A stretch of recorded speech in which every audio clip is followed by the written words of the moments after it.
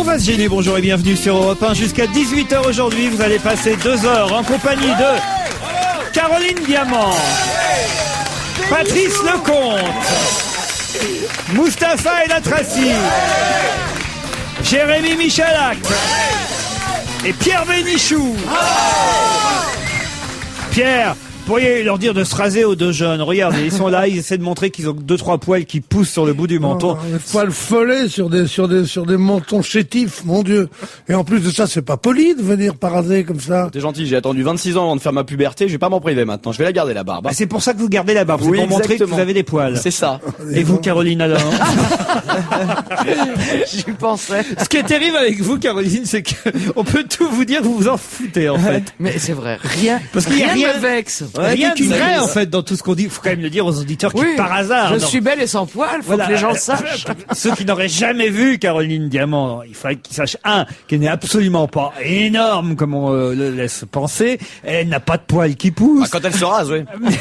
Non, mais enfin, quand même, c'est vrai. Et vous vous laissez faire. Mais oui, je me laisse faire parce que du coup, quand je rentre dans les taxis, les gens me disent, mais vous êtes pas si grosse que ça. Patrice Lecomte, vous allez bien? Oui, moi je me suis rasé. Bah, puisque les derniers poilus sont morts. C'est moi aussi, je suis allé voir ton dernier film, je me suis rasé aussi. Ah, c'est ça. Voilà. De la gaieté, de l'entrain. C'est ce que m'avait dit un jour une dame. Ah, monsieur Lecomte, je suis contente de vous voir. J'ai pas raté un seul de vos films. J'ai dit, bah, c'est pas comme moi.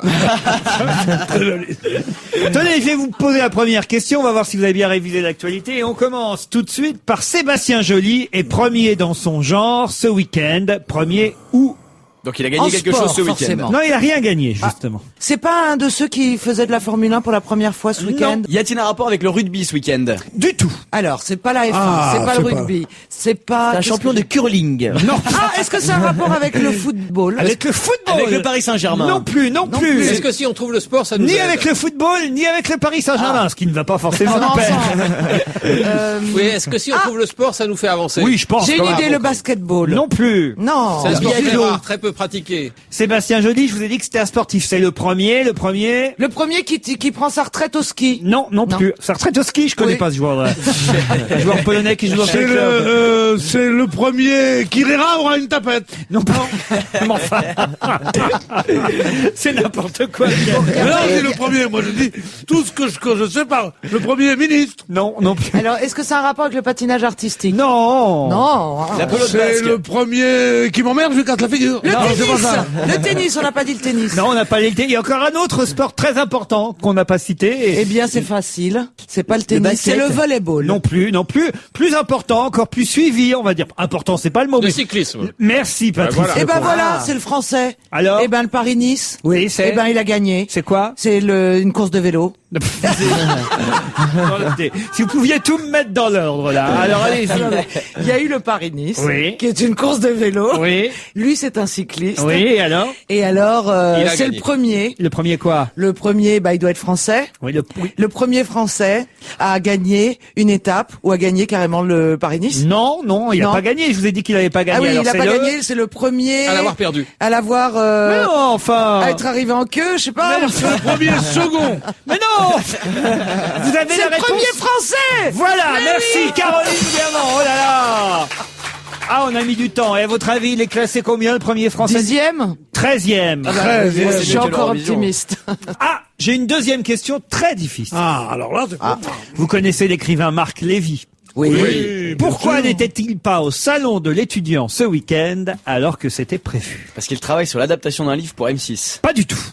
Mais C'est une vrai, bonne mais, réponse. mais c'est pas la raison pour laquelle il Il n'était était pas. empêché par une raison impérieuse. Exactement, Inattendue. exactement. Une Bravo, maladie. bravo. Non, non. Pas une maladie, alors il a peut-être été convoqué à l'étranger Ah. pour vendre encore une adaptation d'un de ses bouquins. Peut-être un rendez-vous avec Steven Spielberg. Par exemple. Par exemple, pas du tout. Est-ce qu'il Est-ce était qu'il- bloqué ailleurs qu'en France? Oui, à Londres, il habite à Londres. Eh ben oui, l'Eurostar, Donc il elle est a bloqué à cause coincé. de l'Eurostar. Excellente réponse de Jérémy Michalak et Caroline Diamant. Elle était en fait beaucoup plus facile qu'il n'y paraissait, cette question. Effectivement, il a fait partie des naufragés de l'Eurostar. Ça m'a fait assez marrer d'ailleurs de voir tous ces gens râler contre l'Eurostar. J'aurais été dans leur situation, j'aurais râlé tout autant, soyons bien clairs. Mais, attendez, il s'est passé quoi avec l'Eurostar? Je suis pas au Il a courant. été bloqué pendant près de 24 heures. Sous le tunnel. Non, pas sous le tunnel. C'est par mesure de précaution que les trains ne sont pas partis en fait, parce qu'il y avait un incendie chez un ferrailleur londonien dont l'entrepôt bordait les citernes de gaz. Et il y avait les Et la citernes voie de ferrée. gaz et ça aurait pu exploser à la tête des Marc Lévy qui prenaient l'Eurostar. C'est par précaution finalement que la SNCF et l'Eurostar ont bloqué les trains. Donc que les gens râlent. Après tout, c'est un peu idiot. Il vaut mieux quand même peut-être rater son week-end que de mourir brûlé dans un train, non? Non, je crois pas. Non, mais c'est pas ça. Mais ce C'est qu'il une faut question de savoir, priorité. ça m'est C'est arrivé vrai, une parfois, fois. j'aurais râlé si j'avais été bloqué parce que c'est normal que son week-end soit foutu. Mais enfin, quand même, je les entendais râler les gens en disant oui, comprenez, on nous reloge pas. Bah oui, la SNCF va pas reloger tous les gens qui devaient Mais prendre oui. le train. Ça paraît dingue. Mais nous, on sait pourquoi il y a eu un TG, les Eurostars ont été annulés. Mais quand vous êtes dans la gare, il n'y a personne, aucune annonce, parce que moi ça m'est arrivé en partant un 14 juillet, vous ne savez rien du tout, personne ne vous indique quoi que ce soit, vous restez à la gare comme un con parce que vous pensez peut-être que vous aurez un Eurostar dans 2 heures, 3 heures, et en fait c'est après 24 heures d'attente que vous découvrez que finalement il n'y en a pas eu. C'est pour ça que les gens râlent. Le principe de la SNCF, Oui. Allez. c'est de dédommager les gens quand il y a du retard ou des couilles, quand la SNCF est responsable. Ouais, bien sûr. Mais là, en l'occurrence, la SNCF n'était absolument pas responsable puisque c'est un ferrailleur qui manquait de foutre le feu, etc. Donc il n'y a pas de raison que la SNCF Alors le ferrailleur n'a n'a qu'à dédommager. Exactement. Ce week-end, sur tous les écrans, on a vu un drapeau du Vatican flotter. C'est pas tout à fait le mot, mais agité. Agité par qui et où? Ben Laden qui ouvre la cellule Al-Qaïda Vatican, peut-être. Pas du tout. Attendez, sur tous les écrans, ils ont une équipe de foot, je sais. Le avec Vatican, leur- oui, mais ça n'a rien à voir avec le football. C'est quelqu'un qui a gagné quelque chose, qui est un fervent croyant. Et qui a dit merci mon Dieu en agitant un drapeau du Vatican. Exactement. Alors la réponse c'est non, mais si je vous dis non, ça va vous mettre sur C'est le mauvais- Bayrou. C'est Bayrou qui a dit les gâteaux avec moi et il a pris le drapeau du Vatican. Pas du tout. Ce n'est pas politique cette affaire-là. On a dit que c'était pas le football, mais ça peut être un autre sport. Mais bien sûr, Caroline, et c'est donc sportif. Et c'est donc sportif. Merci. C'est donc le rugby. Non, on est reparti pour toute la Italie. C'est la F1, c'est le patinage Non, artistique, non. le basketball. Non. Est-ce que l'agitateur de drapeau était un prêtre ou un homme d'église. prélat quelconque, un homme d'église? Pas du tout. Est-ce que c'est le mec à l'arrivée du Grand Prix qui s'est gouré de drapeau, qui a pris celui du Vatican, vous savez, pour agiter la ligne d'arrivée? En F1 Ouais. Pas du tout, mais c'est pas mal. Attendez.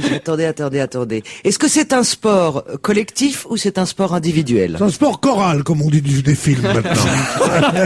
Ah, vous aussi, vous en avez ras le cul des films Oh, chorales. j'en peux plus. Le film choral, Corot d'ailleurs, on doit dire. Oh, ça Ah me ben Corot, tue, ça moi. fait voyager au Oh, moins. c'est choral. Oui, il y a- Dès que t'as plus d'histoire, tu sais plus qui a 18 personnages, tu te nattes. C'est un film choral.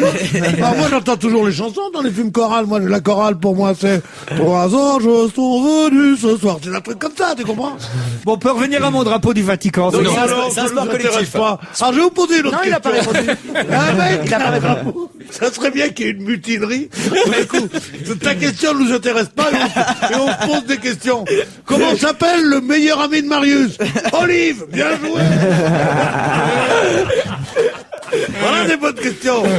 C'est pas une actualité très très récente. Non, c'est vrai. Mais c'est une actualité quand même. Éternelle, C'est le éternelle. 20e siècle. Bon, il est toujours là. Vous n'avez pas répondu. Quoi donc? C'est un sport collectif ou individuel? Individuel, chère madame. Ah mais oui, la boxe. Bon alors. Et ben alors voilà, Jean Mormac. Morbac, Attendez. spécialiste des coups bas. Mormec, c'est le surnom de Delarue chez les Stewards. Mormec a regagné ses deux ceintures de WW quelque chose et mais c'est pas lui. qui a agité Non, le c'est drapeau. l'autre con. Non plus. Non plus. pas Ah un ben con. c'est Don King. Excellente réponse, c'est Don King. Bravo Caroline Diamant. La pâtée que je vous mets les garçons. L'organisateur du combat, le célèbre américain Don King, la carrière américain en quelque sorte, hein, on peut dire ça comme oui, ça. Oui, on peut dire ça, oui. Oui, et pourquoi oui, bah oui. Non, oui, la caresse américaine, c'est comme si tu disais enfin, etc. Tu vois bien ce que je veux dire. Comme si tu disais d'Elvis Presley, c'était le Dick Rivers américain. Ah ben là c'est plus Non, mais clair. c'est Je reconnais que c'est un peu ça. Ouais, et Est-ce que vous savez au moins pourquoi il agitait un drapeau du Vatican? Parce qu'il est catholique. Mieux que ça, il va avoir... Il sort avec Benoît XVI, je crois, Don King. Vous croyez pas si bien dire, il a une rencontre avec Benoît XVI prévue la semaine prochaine, Don King. Il buvait du petit lait, paraît-il, en agitant les drapeaux français, américains et drapeaux du Vatican lors de la conférence de presse qui précédait le combat. C'est la première fois que je regardais un combat de boxe. J'avais jamais vu un combat de boxe. C'est la première fois que j'ai regardé ça samedi. T'as jamais regardé un match du PSG dans les tribunes? J'ai pas décroché, mais une seconde. C'est-à-dire que quand on commence à Pas regarder... décroché, mais des supercutes un peu quand même. Ah non, mais... Et pourtant, c'était pas un grand combat, mais C'est vrai?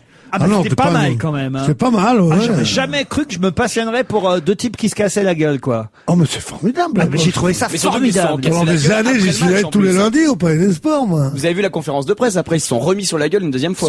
Tout ça parce qu'il lui disait, parce que Mormec disait chut à l'autre pendant qu'il donnait sa conférence de presse. Oh, c'est pas tout à fait ça. C'est Ouais, ouais. c'est Onaïl qui a dit, parce que maintenant je suis devenu un spécialiste, je peux vous dire. J'ai aimé un combat, maintenant je connais tout. Non, c'est Onaïl, le Jamaïcain, qui a dit, je suis le champion, c'est pas lui le champion, j'ai honte pour la France parce il pense que les juges français n'ont pas été suffisamment partiaux, on va dire, ou plutôt impartiaux. Et l'autre a répondu, c'est un mauvais joueur, c'est un mauvais perdant. Et là, Onaïl a dit, viens me le dire en face, viens me le dire dans les yeux que c'est toi le champion du monde. Et là, l'autre s'est levé, puis l'autre a voulu lui taper dessus, puis c'est pas ce que j'ai vu. C'était le 13e round. C'est là où on voit une chose extraordinaire, c'est que si vous avez bien vu cette scène, que moi aussi j'ai vue, c'est que ces gens qui sont champions du monde poids lourd, c'est donc on disait avant champions du monde toutes catégories, c'est-à-dire les hommes les plus forts du monde. Il y a un videur qui s'est levé, qui s'est mis entre les deux, qui t'a pris le champion du monde, qui te l'a poussé, mon vieux. Il était en costard cravate comme Pépère. Je vais te dire, Mémère, la cycliste, là, est allée sur son cul, hein, je veux dire. Oh non, mais tiens, non, je parle un peu vulgaire parce que j'ai l'habitude de la boxe. C'est vrai quand même que ces boxeurs sont moins forts qu'un bon bagarreur de rue. Oui, c'est vrai, vous avez raison. On devrait organiser des combats entre les deux gardes du corps des deux mecs qui sont manifestement plus costauds. Cerdan, dans un bar à Oran en 1942, il était vice-champion du monde, il est venu dans un bar, il y avait un petit marin, il a dit la marine, moi je veux pas tellement la marine et tout ça. L'autre a dit, qu'est-ce que t'as dit? Il a dit, arrête, il va te massacrer, ils ont dit au petit marin. Et il a dit, ah oui, il va me massacrer? Dans quel film? Il y en avait une. L'autre, il est allé sur son cul, Marcel. C'est un truc qu'on racontait, mais qui est faux, sûrement. C'est à l'époque, oui. C'est bien de le dire à la fin, vous voyez. On racontait ça dans les cafés, ça donnait de l'espoir aux non-sportifs. Tu sais, dans le genre, si t'es sûr d'avoir raison, t'as peur de personne. Qu'est-ce que je me suis fait casser la gueule? Les mains d'Alistair Hugg vont devenir célèbres. Pourquoi? Oh, il va sculpter quelque chose. Pas du tout. Est-ce que ça a un rapport avec le salon de l'érotisme qui a eu lieu? Il y a longtemps. Il a eu le trophée Caroline Diamant et le sexe, mesdames et messieurs. Et on aurait retrouvé cette main dans la culotte du zouave. Je sais pas. Bon alors ça n'a rien à voir avec le salon de l'érotisme. Et pourtant on en a parlé de ses mains à Alistair Hugg. Parce qu'elle dessine dans le soir la forme d'un espoir qui ressemble à ton corps? Non, c'est pas ça. C'est bon mais c'est pas ça, Pierre. Est-ce qu'il va accomplir un exploit médical? C'est fait, de toute façon, on va pas non plus en parler pendant des C'est mois. le premier greffé des mains. C'est surtout ce week-end qu'on en a parlé. C'est le premier greffé des mains! Dis donc, laisse, quand j'ai une bonne réponse, là, t'es dur. c'est gentil de ne pas lire dans mes pensées, hein. Bon, alors à qui je la décerne cette réponse? À lui, évidemment. C'est pas ça. Ah non, parce que le premier greffé des mains avait parlé au moment de la première greffée du visage. Aucun rapport avec les greffés des mains. Alors, Un type qui monte ses mains et qui dit, moi, messieurs, elles sont à moi. Ce ne sont pas des mains greffées. Je dis, non, pas possible. Parce qu'il paraît qu'il y a des gens dont les mains ne sont pas greffées. Qui ont des mains depuis l'enfance, les mêmes. Alors ils les montent, ils font les fonfons aussi, tu sais faire les fonfons? C'est pas sportif. Ah, dis peut-être champion des fonfons. Heureusement que vous êtes là, Caroline. Il y a que vous qui essayez de trouver, en fait. Donc c'est un sportif. Concentré. Pardon? C'est un sportif. Oui, ça y est, c'est un Comment sportif. est-ce que c'est un sportif? Qu'est-ce qu'il fait avec ses mains? Eh ben, Les basketball. Pardon? Basketball. Et qu'est-ce que vous avez avec le basketball? Il y a un sport dont on n'a pas parlé ce week-end, c'est le basketball. Alors arrêtez avec le basketball. C'est pas vrai, moi j'étais sur un faux sport, j'ai vu du basket. Il faudrait mieux t'occuper de tes paniers au marché. C'est un gardien de but? Pas du tout. Il n'y a pas de gardien de but dans ce sport. Est-ce qu'il a fait une bêtise avec ses mains? Non. Est-ce qu'il a fait un exploit avec ses mains? Non plus, mais on en a... C'est le rugby. Oui. Les mains, c'est important pour un arrêt, Alors. pour arrêter le ballon. Alors ses mains. C'est celui qui a marqué l'essai Au dernier décisif. moment. C'est Non. celui qui a permis à la France de devenir. Vous connaissez beaucoup de joueurs de l'équipe de France qui s'appellent Alistair Hogg? Ouais, Non, beaucoup. non. En revanche, Beaucoup, plein. Ouais, les Donc, transferts, t'en mais fais quoi? allez, Donc c'est un Écossais. Voilà, alors, C'est le joueur écossais qui a laissé passer justement le joueur français qui a marqué cet essai décisif. c'est pas tout à fait ça. Alors, qu'est-ce qui s'est passé lors du dernier essai français? Normalement, il aurait empêché d'aplatir. Et ses mains étaient sur le ballon comme ça, et l'arbitre a dit qu'il n'avait pas pris la balle. Et en fait, la photographie, enfin le film. D'après ce joueur, ses mains étaient entre la pelouse, et le oui. ballon. Donc le ballon n'a pas été aplati Voilà. sur la pelouse. Et oui. Et il a fallu Et la oui. vidéo pour que l'arbitre décide d'accorder l'essai. Les mains d'Alistair Hogg étaient observées par tous. Bien Est-ce que sûr. ses mains étaient sous le ballon ou pas? On ne saura Bien jamais sûr. d'ailleurs, hein, parce que l'arbitre irlandais, qui a été sympa avec les Français, a finalement accordé le dernier essai. Excellente réponse de Pierre Bénichou. j'ai bien aidé. Non, quand il y a des connaisseurs, ils applaudissent, là, c'est pas vrai. Je ne mets jamais mes mains sous le ballon. Luca Prodi vient d'être condamné à une amende de 200 000 € qu'il va devoir payer à sa femme. Pourquoi? Ne pose pas la question, est-ce que c'est un sportif? Est-ce qu'il joue au basket? Non, mais il a un rapport avec Romano Prodi ou pas? Du tout. Est-ce qu'il était au salon du X ce week-end? Oh, écoutez, il aurait pu. Il aurait pu. Bon, c'est une histoire à la Berlusconi. Il aurait dit des conneries. Non. Sa Non. femme aurait Non. demandé des Non. excuses. Il a obligé sa femme à faire certaines choses. Non, justement, non. Eh ben non, justement, il voulait. Puis... Alors c'est un rapport avec le devoir conjugal. Oui. Parce qu'il ne fait c'est-à-dire plus l'amour à que, sa femme. Il ne fait plus l'amour à sa femme. Elle a demandé une compensation financière. Non, ils sont jeunes mariés. Ils viennent de se marier. Alors, ils demandent le divorce. Et c'est quelque chose qui s'est passé pendant la nuit de noces. Pendant la nuit de Une noces. pratique sexuelle inavouable. Non. Non, il n'a pas Il su. avait invité 4 potes. Il n'a pas su. Non. Lui faire l'amour. C'est-à-dire. C'est-à-dire qu'il est impuissant C'est pas qu'il est et impuissant. comme elle n'avait pas consommé avant le mariage, elle a trouvé ça dégueulasse qu'il le lui Il dise était- pas. Voilà, excellente réponse de Caroline Diamant. Effectivement. En fait, c'était Caroline Diamant. C'est ça qu'il faut savoir. L'homme était impuissant et il n'avait rien dit à sa future épouse qui s'en est aperçu seulement Remarque, c'est vrai que c'est honteux, que ça mérite réparation. Enfin, il est assez rare que pour emballer, on dise, ouais, tu sais, je te ferai rien. C'est assez rare, quand même. Ce qui est rare aussi, c'est de rien faire avant le mariage. Ouais. Elle est nulle. Ça Cette fille dépend, est ça nulle. dépend. Si tu as le drapeau du Vatican, tu le fais pas. Non mais avouez que c'est une mauvaise surprise pour la jeune femme. C'est une atroce surprise. Eh oui, donc Oh, il a trop surpris, dis donc. Mais si tu vois pas, s'il a des pieds sales, c'est pire, quand même. Mais c'était peut-être juste un petit peux passage à remettre- vide. Non, parce que les pieds sales, t'es obligé de l'avoir avec les pieds sales toute la vie. Un mec qui a les pieds sales le jour de son mariage. parce que l'impuissant, c'est qu'il pas est toute la vraiment vie. impuissant. Il y a toujours les voisins. Impuissant, c'est qu'une fois. à quelle occasion trouve-t-on dans l'actualité du week-end le nom de Jean Nohain?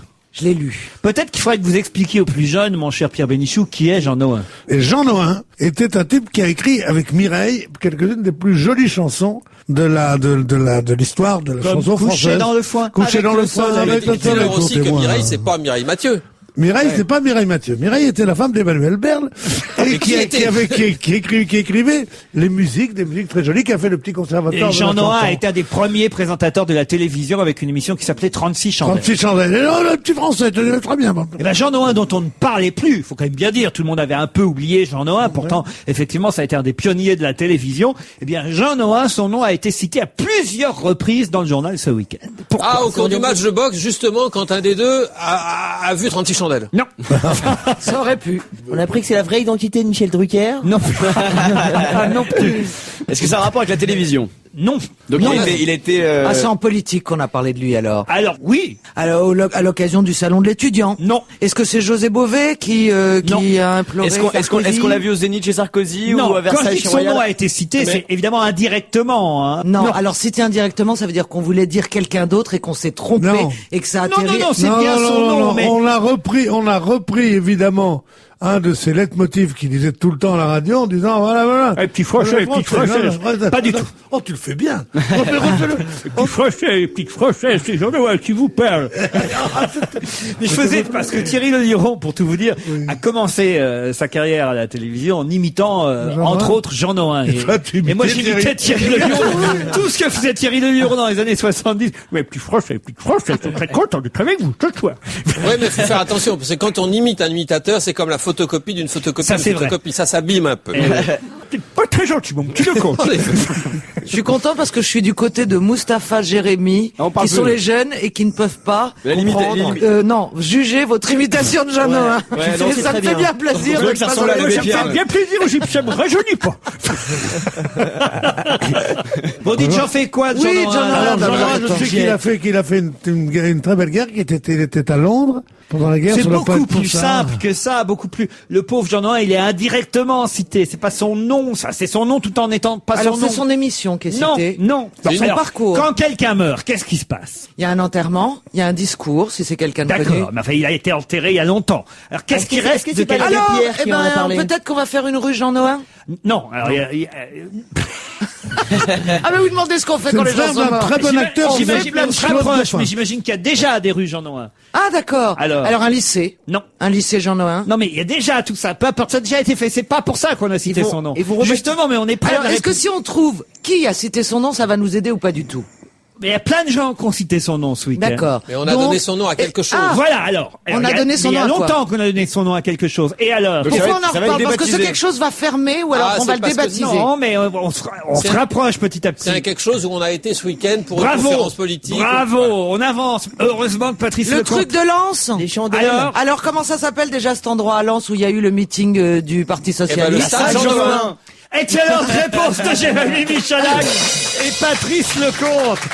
Lionel Jospin, ce week-end, a effectivement fait un discours devant 500 personnes au centre Jean Nohain de Lens. J'imagine qu'il était natif de la région du Nord, Jean Nohain. Et effectivement, c'est au centre Jean Nohain à Lens, dans le Pas-de-Calais, que l'ancien Premier ministre a porté son soutien à Ségolène Royal et attaqué vertement François Bayrou au centre Jean Nohain. Bonne réponse de Patrice Lecomte. Hein, Et quand il a même. réuni 500 personnes. C'est que dalle. C'est rien, 500 personnes. Oui, c'est vrai. Ben, ça doit être un petit centre, le centre Jean Nohain. C'est pas non plus Bercy, vous voyez ce que je veux dire. Donc, Il n'a pas pris de risque. ce week-end, Ah, enfin, un truc d'actualité.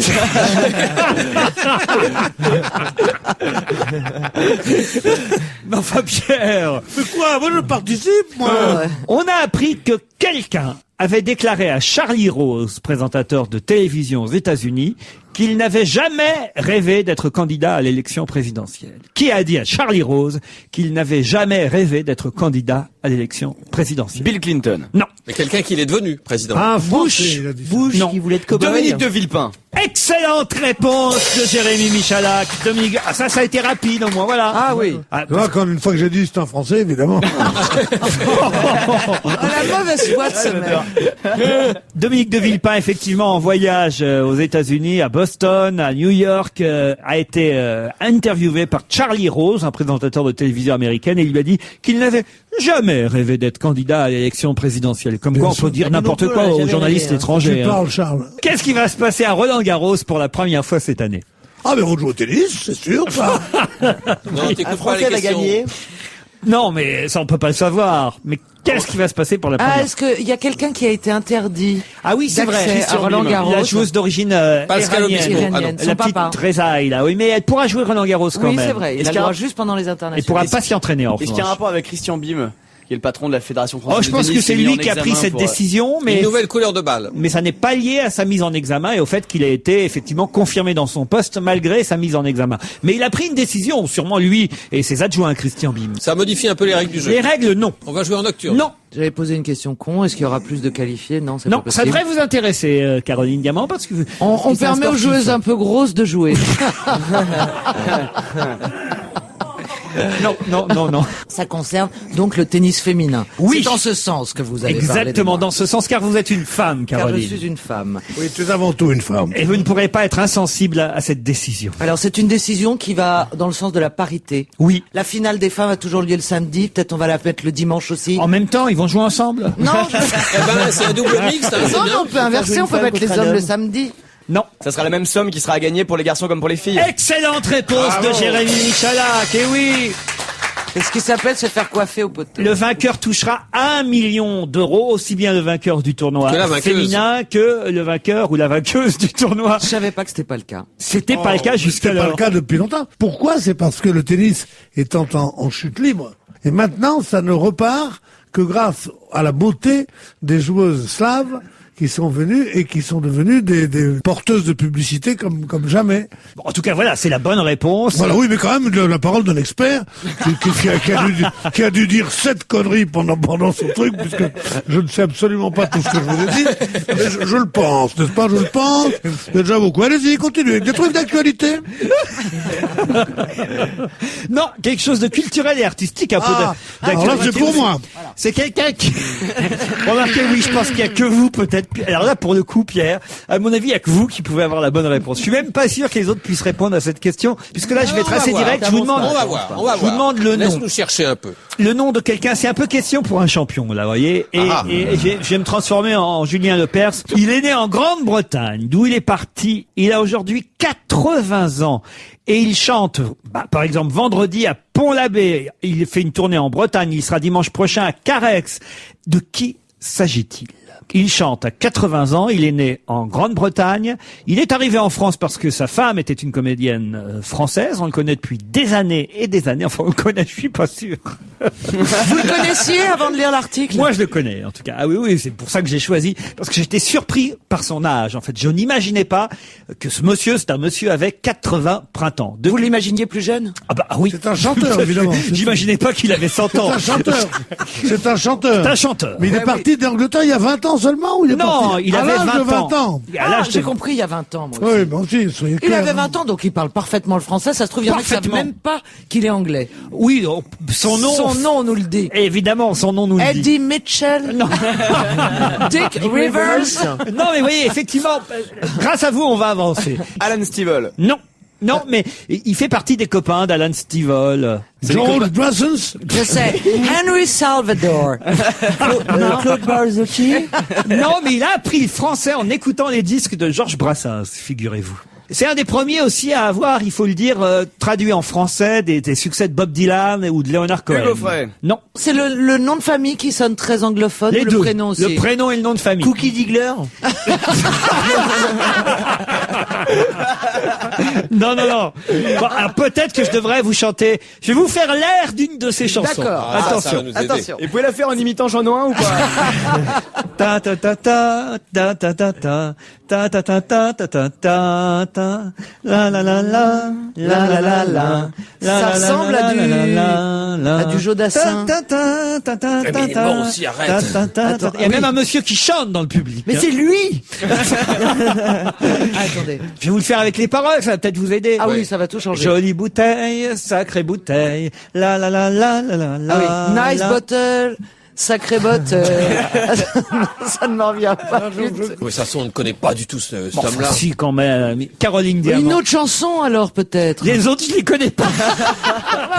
Si c'est celui dont auquel je pense, qu'il ait 80 ans, ça me scie le boudin, moi. Allez-y. Graham Allwright. Grim Allwright, excellente réponse de Patrice Lecomte. Jamais entendu parler. Moi non plus. Vous n'avez jamais entendu parler de Grim Allwright? Jamais. Patrice, vous connaissiez? Oui, absolument. Grim Allwright, il a 80 ans. Effectivement, il chantait Jolie bouteille, sacrée bouteille. Il y en a dans le public qui la connaissent. Monsieur, Ah venez au micro de Caroline Diamant prouver que Grim Monsieur Allwright qui est branché. non, Et alors existe. Venez, Allez nous faire un monsieur. extrait, allez. Voilà, vous allez voir un peu.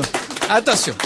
Attention, monsieur. Jolie bouteille, sacrée bouteille, veux-tu me laisser tranquille? Jolie bouteille, sacrée bouteille. Je sais plus. Comme quoi ça existe. Merci, monsieur. Comment vous appelez? Ouais. C'est comment votre prénom? Serge. Et ben voilà, on avait au qui a moins tué- un auditeur dans le public qui a et tué- d'autres connaissaient. Pierre. Qu'as-tu appris à Oh, l'école, on va mon pas fils? tous les faire, hein, je vous jure. Merci d'apporter votre jeunesse, le public. Nos retrouvailles, emmène-moi, petite botte. Voilà quelques-unes des chansons citées par le journal du dimanche hier. Il a 80 ans. Écoutons Mais ensemble. qui est sa femme? À Grimald White, Sa femme qui est une comédienne française. Catherine Dasté. Ah, Ah bah elle n'est pas connue non plus, non mais vous arrêtez. Oh non. C'est peut-être la fille de Jean-Pierre Dasté qui était... Jean Dasté. On va se gêner dessus avec Bénichou, Diamant, Lecomte, Michalak, Mustapha et Latraci. Je n'en veux pas à Jérémy Michalak et à Mustapha et Latraci de ne pas connaître Grimald White, parce qu'évidemment ils sont un peu jeunes, mais enfin, vous, Pierre Bénichou. Ah non, mais je m'en veux terriblement. Non seulement, d'abord parce que je passe pour un connaisseur de la chanson, ce qui est pas faux. mais non, mais c'est vrai. Et j'en avais jamais entendu le nom de ce type. Hélène Tanguy, c'est une autre question, Ah oui. a pris une décision importante ce week-end. C'est la journée des gens connus, là, hein. Laquelle? Ben, elle était inconnue, mais on l'a entendu beaucoup sur les radios, Hélène Elle va Tanguy. écouter du Grimald Ride jusqu'à la fin de ses jours. Non, elle va enfin quitter ses Ah bah, parents à elle 28 pourrait, ans. parce qu'elle est bretonne, Hélène Tanguy. Elle a pris une décision importante ce week-end. Une décision, alors, si on trouve dans Elle est quel domaine? sportive. Non, elle n'est pas sportive Oh du tout. non, ça va maintenant. Elle a quel âge, Madame Tanguy? Oh, j'en sais rien. Elle va Elle partir a de chez 28 ses parents. Non, non, non. non. Elle était dans le village où Jean-Marie Le Pen a fait son meeting. À la Trinité-sur-Mer? Non, à côté. À côté, non, elle est du Finistère, Madame Tanguy. Est-ce que ça a un rapport avec le fait Je vous aide là quand même. avec les plages? Je peux même peut-être vous donner le village. Elle est au Guilvinec, Madame Tanguy. Ah bah ça change Ah, tout. le guide. Vous auriez dû le dire tout de suite. Ça devient plus précis, là. Bah, si vous aviez un peu écouté les infos et lu les journaux, vous sauriez effectivement ce qui se passe. On en a même encore parlé ce matin sur Europe 1, ce qui se passe au Guilvinec. Alors là, pour le coup. Est-ce que Madame Tanguy, c'est le maire de Guilvinec? Oui, effectivement, c'est le maire Oui. de Et Guilvinec. voilà ce C'est qui la se passait. Il y a eu des enfants de 12 ans qui ont été retrouvés ivres. Et elle a fait un arrêté pour interdire aux enfants de boire et pour voilà. Bon, ça va plus loin que ça, mais c'est quand même la bonne réponse, je vais vous l'accorder. Merci Pierre beaucoup. Bonne On réponse, l'applaudit. Pierre Merci. Bénichou. Et effectivement, un garçon de 12 ans a failli perdre la vie par consommation excessive d'alcool. Le jeune garçon qui a atteint un taux d'alcoolémie de 2 grammes par litre de sang lors d'une soirée le week-end du 10 au 11 mars a pu être sauvé après plusieurs jours de soins à l'hôpital de Quimper. Et Madame le maire de Guilvinec, Madame Hélène Tanguy, a pris un arrêté interdisant carrément la consommation d'alcool sur la voie publique. Et elle veut lutter contre l'alcoolisme des jeunes bretons. Il paraît qu'il était déchiré, il chantait jolies bouteilles, bouteilles. Mais ils se donnaient rendez-vous par SMS pour aller s'enivrer. Remarque, à 12 ans, 2 grammes, c'est pas énorme. Si tu veux faire 5 grammes à 20 ans, faut commencer tôt, hein. Faut s'entraîner. Ferrari est la seule équipe de la Formule 1 à faire quoi? Je pourrais vous poser la question autrement. Quelle oui, est la oui, oui. particularité de la voiture Ferrari par rapport aux autres? Eh ben, elle a été refaite par un grand sculpteur ou par un grand... Non, c'est pas ça. Est-ce que ça a un rapport avec la rapidité de changement des roues? Non. J'ai Est-ce que l'esprit c'est tordu. esthétique? Oh, esthétique, non, mais c'est visuel en tout cas. C'est visuel. Elle a apposé quelque chose sur le capot. Alors, Et c'est un logo. on voit en tout cas sur le capot de la Ferrari, pas toujours, mais parfois, quelque chose qu'on ne voit pas sur les autres voitures. À mon avis, s'ils étaient pas cons, vous savez ce qu'ils mettraient? Un drapeau du Ils Vatican. mettraient, non, la photo du mec qui est dedans, en train de conduire, du pilote. Ça sert à quoi? C'est vrai que ça ressemble un peu à un cercueil. Pourquoi donc? Bah parce que comme ça, ce serait plus sympathique Non, mais pour t'as- nous quand on regarde la F1. On verrait leur petite tête sur le capot en train de rouler. Vous avez pas d'idée rigolote, excusez-moi. Non, de toute façon, il y a toujours le cheval cabré sur la... Ça d'accord, Ferrari. mais ça n'a aucun rapport. Donc Ouais, c'est mais pas enfin, une quand photo. même, pour montrer un peu C'est pas que... publicitaire au moins. Oui, c'est Ah, c'est publicitaire. publicitaire. Ah, donc ils ont vendu un espace que les autres ne vendent pas sur le capot. Ça, de toute façon, c'est vrai, mais plus précisément, c'est là où c'est intéressant. À qui Ben, ils l'ont vendu? quand une elle autre baisse marque. pas le capot, on voit le moteur. Non. Ah, ils l'ont vendu, oui, c'est pas con. À une autre marque. À McLaren. De voiture. Non, les cons. Il y a une pub pour Clio dessus. Fiat C'est Punto. absurde.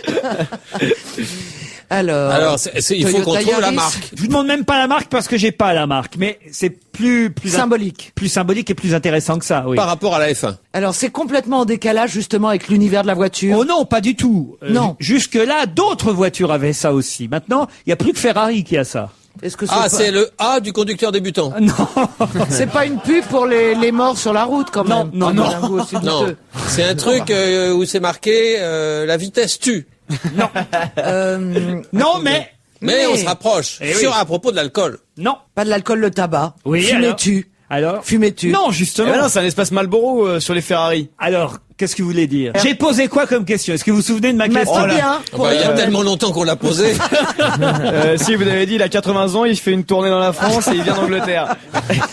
Non, mais alors, si vous ne vous souvenez pas de ma question, vous pouvez pas donner la réponse, alors évidemment. Il y a une carte postale de Guilvinec dessus, non? Avec écrit « Bonnes vacances en Bretagne, amitié de nous deux à vous deux ». Alors, ma question, c'était quelle particularité ont les voitures Ferrari que donc n'ont pas les autres voitures? Elle alors fume? Non. Mais non, mais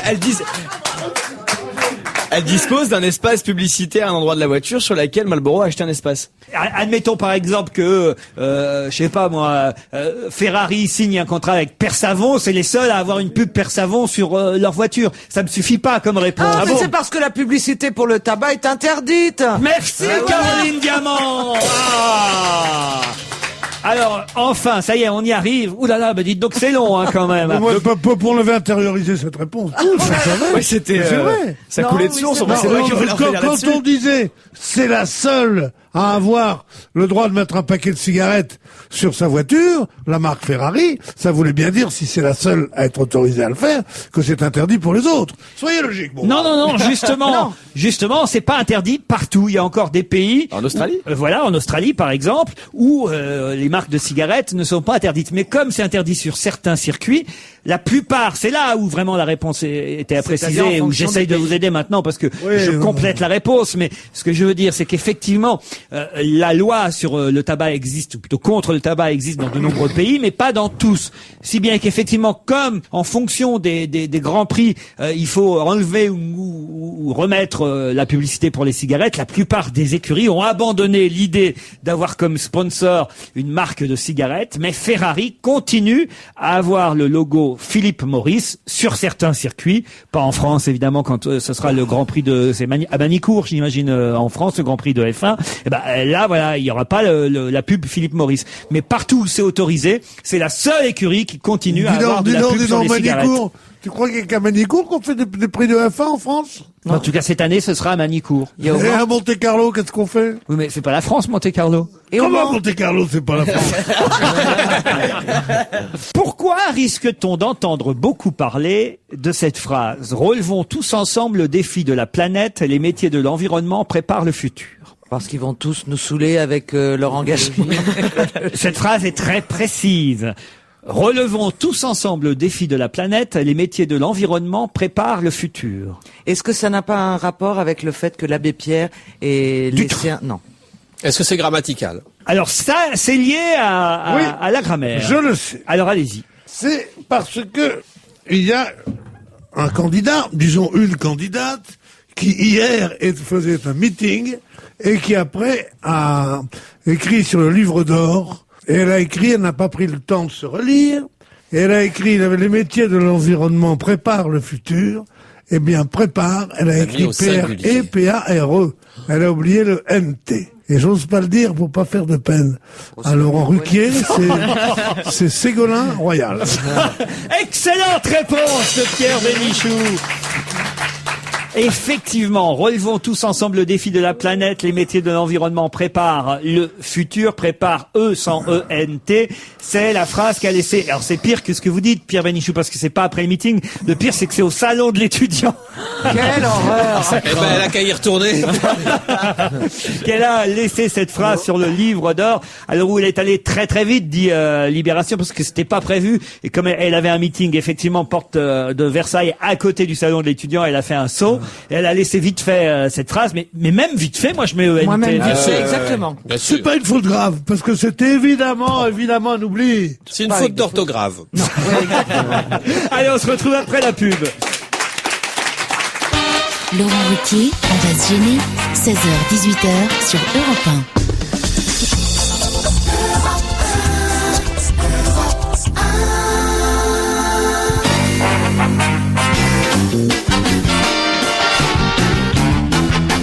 On va se gêner toujours avec Caroline Diamant, Pierre Bénichou, Jérémy Michalak, Mustapha El Atrassi, Patrice Lecomte Et au téléphone, René Sylvestre, président fondateur de l'étudiant.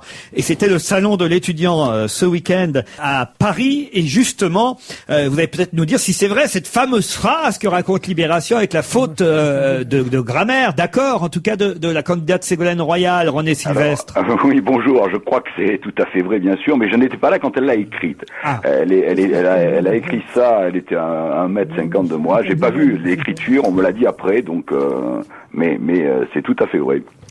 Parce que on sait jamais, c'est pas Bayrou qui est passé, parce que moi je serais candidat. Non, Bayrou était passé juste avant sur le même stand. Avec du Tipex et hop. C'est pas ça, justement. Moi je serais candidat. Qu'est-ce que je ferais? On fait ça parfois nous, entre artistes dans les restaurants. C'est-à-dire que j'irais sur le livre d'or. Ah ben si, bien sûr. Et je ferais non, puis je mettrais une faute, puis je signerais Ségolène. Oui, bien sûr. Non, ça c'est pas Bayrou, il était passé 1 heure avant. Il passait, justement. Ah ouais. Non, il était passé 1 heure. Et qu'est-ce qu'il a laissé comme phrase, François Bayrou, lui? Bayrou, je sais pas ce qu'il a laissé. J'ai pas vu. Ça, il y a beaucoup de bousculades dans ces moments-là. Quand on les accompagne, les visiteurs comme ça, on regarde pas toujours ce qu'ils font, on regarde ce qu'ils vont faire après. Donc, ils écrivent vraiment ce qu'ils veulent, comme ils veulent, avec les fautes qu'ils veulent. Bon, il paraît que le candidat UDF a reçu un accueil chaleureux, c'est vrai? Ah oui, c'est tout à fait vrai. Il a pris d'abord du temps. Il est resté 5h30, hein. Ah oui, quand même. Record du monde, là. Le temps d'apprendre à lire. Comme Chirac au salon de l'agriculture. Alors, Chirac, mais est-ce qu'il a caressé les étudiants dans le sens du poil? Il est resté, alors, Bayrou était resté 8 heures, paraît-il, au salon de l'agriculture. Je peux dire que dans les visiteurs, vous savez, depuis 20 ans qu'on fait des salons, on a tout vu, hein. On a vu la République défiler, des présidents comme Mitterrand qui est venu 2 fois, Chirac 2 fois, etc. Alors, on arrive à faire un peu des portraits comme ça, assez amusants de la durée, la manière de faire. Si on prend les deux, là, qui sont venus hier, donc Ségolène et Bayrou, lui, faisait ça à la manière Jack Lang, quoi. Jack Lang est un grand visiteur de salon, extrêmement professionnel. C'est son métier même. Je sais pas si c'est son métier, mais alors vraiment il le fait très très bien, le Jack. Bayrou l'a fait à sa manière, donc calmement, marchant doucement, écoutant. Non, il a bien fait son boulot, quoi. Je l'avais jamais vu dans un salon, ou alors j'avais dû le voir quand il était ministre, mais il y a longtemps. Et donc très professionnel. Ségolène est allée un peu. Elle a fait une apparition, comme on dit. Oui, un peu une apparition. Comme la Vierge. Et on la sentait un peu poussée par Jack Lang justement, qui l'accompagnait. Donc elle avait été. Il paraît même, dit Le Parisien, c'est Martine Chevalet qui l'écrit dans le journal Le Parisien, que Jack Lang, vous avez téléphoné sur votre portable avant pour savoir s'il y avait encore des caméras et des journalistes. Est-ce que c'est vrai? C'est vrai. Enfin, il m'a surtout téléphoné le matin pour me dire je vais essayer de l'amener. Ensuite, il m'a téléphoné. J'étais à côté de Bayrou. Il me dit on arrive. J'ai dit vous êtes où? Il me dit on est à la porte. Donc il a fallu que je quitte Bayrou, qui était très en colère parce qu'il voyait arriver l'autre. Et on a évité qu'ils se croisent. Alors ça, c'est très marrant parce que moi, je pensais que ça les gênerait pas de se croiser. Après tout, bon, c'est pas très grave. Mais tous les deux ne voulaient pas rencontrer l'autre. Caroline? Eh ben, c'est très grave ce que vous dites. Parce que pour Bayrou, qui lui prône de pouvoir fonder un gouvernement avec la droite et avec la gauche, qui n'est même pas capable d'accepter de croiser la candidate du PS au salon de l'agriculture, moi ça me fait très peur. Salon de l'étudiant. Salon de l'étudiant. Oh là là, je vous en prie, hein, c'est pas la peine de manifester politiquement. Non, mais c'est vrai. Bon, et alors, et la faute d'orthographe de Ségolène Royal, vous avez tenté de la corriger, Ah non, nous on laisse faire. Ils font des fautes. Oui, vous êtes pas le genre à corriger, mais vous êtes pas le genre à pas balancer non plus.